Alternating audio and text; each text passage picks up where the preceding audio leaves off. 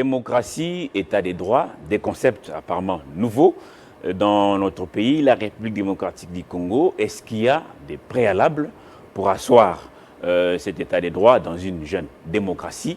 Avec nous sur ce plateau pour ce numéro groupe long, Henri Kalimassi Kingombe, bienvenue. Merci beaucoup. Vous êtes analyste politique. D'abord, est-ce que vous pouvez expliquer à nos téléspectateurs ces concepts de démocratie, état des droits? Parce qu'on voit que chez nous, la rue est beaucoup plus en ébullition. Merci beaucoup, une fois de plus, de m'avoir accordé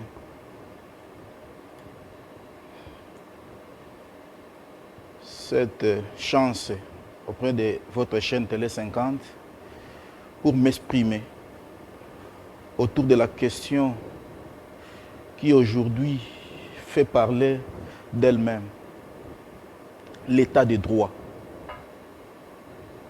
Mais avant toute chose, je me permets de définir ces concepts d'une manière succincte. L'état de droit est un système institutionnel dans lequel les pouvoirs publics est soumise aux droits fondés sur le respect des principes, des normes juridiques. Et cet état des droits a deux principes fondamentaux, c'est-à-dire le principe de l'existence des juridictions indépendantes et le principe d'égalité. Et dans ce principe d'égalité, cet état de droit est assis sur la hiérarchie des normes. C'est-à-dire, toutes les organisations ou institutions doivent se soumettre aux droits supérieurs, qui sont notamment la Constitution, les engagements internationaux, les lois et règlements.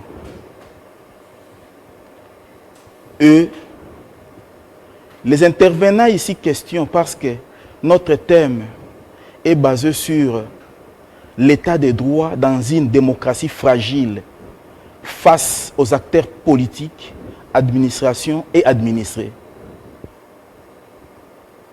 Ici, les intervenants les plus directs, ce sont les trois catégories des gens ou des structures que je viens de citer. Alors, dans un pays comme le nôtre, avec cet état de droit aujourd'hui prôné par Félix Tshisekedi, avec son avènement, c'était d'ailleurs la promesse, l'une des promesses de sa campagne électorale. Aujourd'hui, on a l'impression que la rue comprend très mal ce que c'est l'état des droits et parfois sévit sur un sens unique. Oui, c'est ça d'ailleurs qui nous a poussé, la question qui nous a poussé à essayer un peu d'analyser cette question pour permettre aux uns et aux autres de comprendre cet état de droit. Certes, l'IDPS du vivant de Etienne Tshisekedi Wamulumba prônait cet état de droit. L'actuel président de la République, dans son projet de société lors de la campagne électorale, il avait martelé dessus. Mais aujourd'hui, disons, il cherche à matérialiser cet état de droit.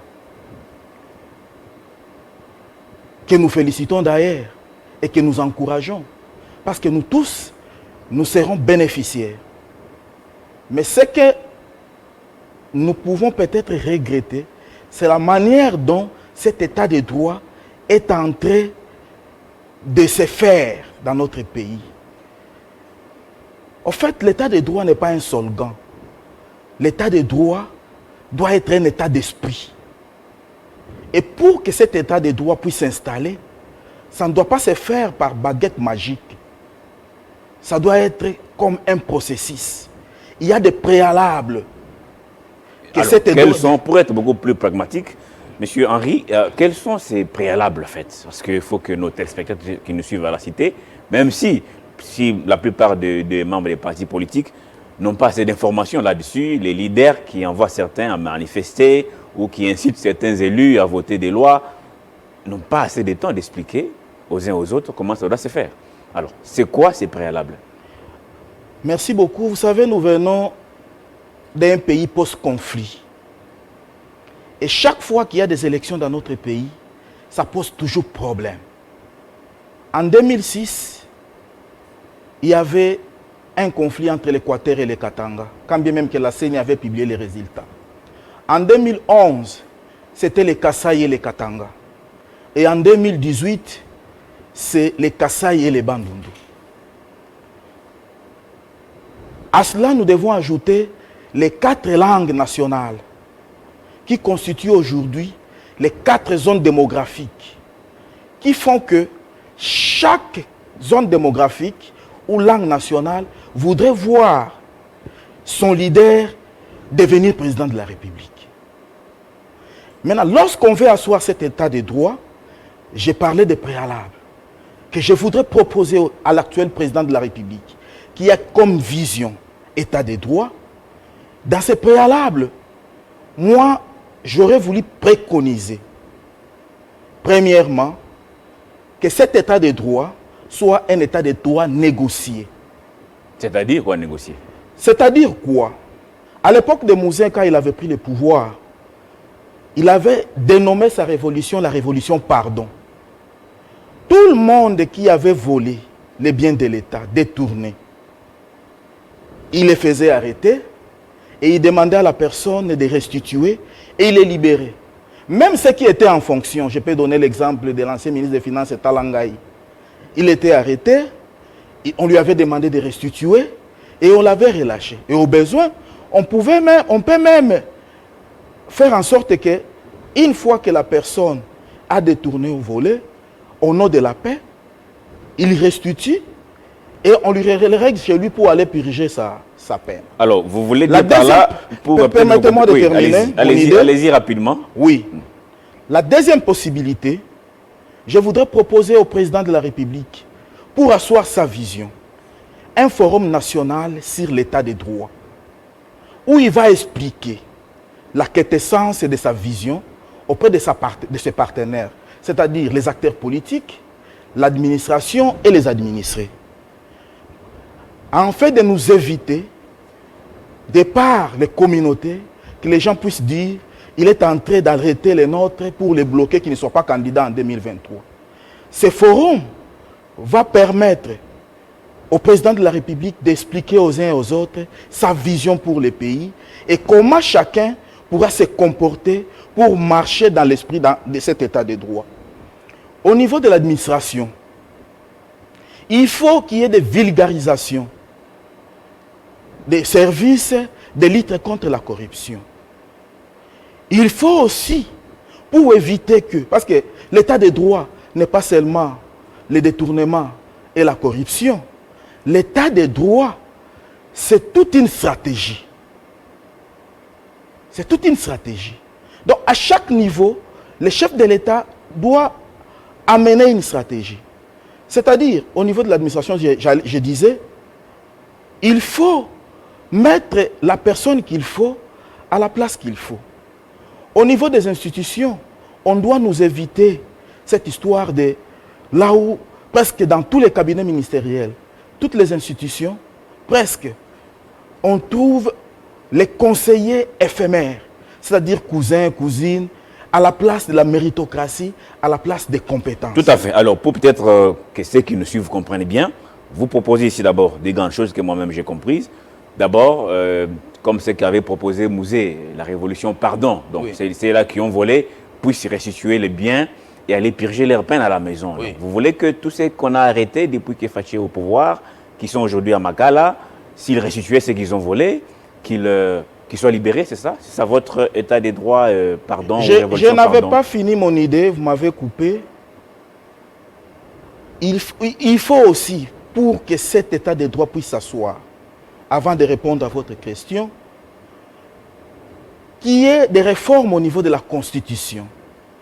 Parce que j'ai parlé d'un processus où on doit nous éviter cette histoire de tribalisme, c'est tel ou tel. Qu'on rentre dans l'époque comme c'était à l'époque du fait maréchal Mobutu, où on doit revoir certains articles de la Constitution pour faire en sorte que les gouverneurs soient élus dans leurs assemblées provinciales et que les nominations affectations soient la discrétion du chef. Et pour renforcer ces gouverneurs aux différentes provinces affectées, pour permettre que les pays soient soudés, que les Congolais soient soudés, pour chaque décision prise, une grande décision au niveau de l'Assemblée provinciale pour la destitution d'un gouverneur, qui est la présence de 10 sénateurs, parce que les sénateurs sont l'émanation des assemblées provinciales, dont notamment, on peut prendre un exemple, 5 sénateurs peuvent être d'un autre parti politique et la majorité à cette assemblée provinciale, et 5 d'autres provinces pour servir de veto auprès de ces gouverneurs-là, qui pourra travailler au nom de la République, quand bien même qu'il ne sera pas dans une province qui est tienne. Alors, pour peut-être évoluer vite, parce qu'on n'a pas assez de temps, donc pour vous, cette constitution telle qu'elle, elle n'est pas une constitution de l'état des droits véritable, ni encore moins du développement. Il faudra revoir surtout les gouverneurs non originaires, mais aussi certaines dispositions pour permettre aux élus locaux de bien faire leur travail. Alors, répondez à ma question, est-ce qu'il faudra aujourd'hui libérer ceux qui sont arrêtés pour la paix sociale et un état de droit effectif selon vous? Bon, la justice a déjà fait son travail. Ils sont déjà condamnés. Moi, je crois que le président de la République a la possibilité, quand bien même qu'il ne fera pas aujourd'hui parce qu'on ne force pas la main du chef, peut-être dans les jours à venir, gracier ceux qui sont condamnés parce qu'ils étaient condamnés dans un camp de flagrance. Mais moi, ma préoccupation ici, je ne voudrais pas que la flagrance qui a permis à ceux qui ont été arrêtés soit considérée pour nous comme un état de droit véritable. Je voudrais que cet état de droit... C'est l'acharnement, en fait. Je voudrais que cet état de droit soit assis sur des bases solides. C'est-à-dire qu'il y ait des stratégies qui doivent être montées pour asseoir cet état de droit. Non seulement pour les questions d'aujourd'hui, mais pour les questions de demain, même après l'actuel président de la République. Qu'on puisse dire de lui, comme on dit des autres, qu'ils ont fait asseoir la démocratie dans ces pays, mais lui est venu avec l'état des droits et cet état des droits s'est pérennisé. C'est là ma question. Je voudrais que ça soit un processus, qu'on puisse tabler sur base de ces processus-là et qu'on puisse monter les structures valables qui pourront accompagner cet état des droits. Parce qu'il ne faudrait pas que l'état des droits soit assis seulement sur le juge ou le parquet, alors que c'est une histoire de tout le monde. Les juges ou les magistrats ne sont pas des saints, ils sont aussi corruptibles. Vous voyez, d'où il faut monter des structures telles que des structures de dénonciation, où les gens peuvent avoir des informations et aller déposer. Des structures comme l'avait fait Mouzé Laurent Désiré Kabila, des biens mal acquis, pour récupérer ce qui était volé ou détourné. Des structures comme Vérité, Réconciliation, Restitution et Pardon, qui peuvent accompagner cet état de droit, en fait de nous éviter que ce sont des procès politiques qui sont en train de se produire dans notre pays, qui est la RDC. Henri Kalimas, vous avez suivi l'adresse du chef de l'État le 30 juin. En fait, il dit qu'il n'est pas là pour punir les méchants, mais les méchants doivent oublier, ne plus répéter ce qu'ils ont fait à l'époque pour ne pas être châtiés. Ce n'est pas suffisant pour vous? Il faut qu'ils continuent à voler et qu'une fois arrêtés, qu'ils restituent et qu'ils soient libres.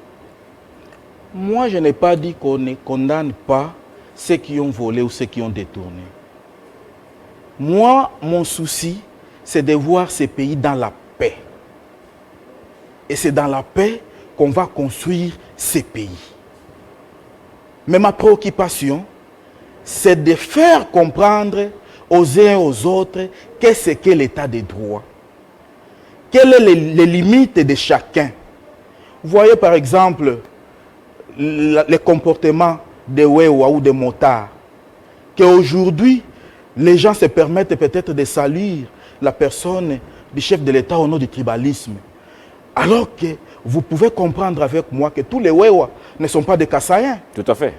Vous voyez, tous les Wewa ne sont pas Kassaïens. Dans les Wewa, aujourd'hui, quand bien même que l'initiative était venue des Kassaïens, il y a plusieurs tribus.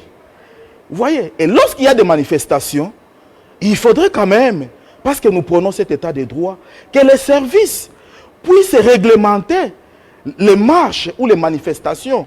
Par exemple, lorsque vous voulez organiser des marches, que ces gens ne s'amènent pas avec leurs motos.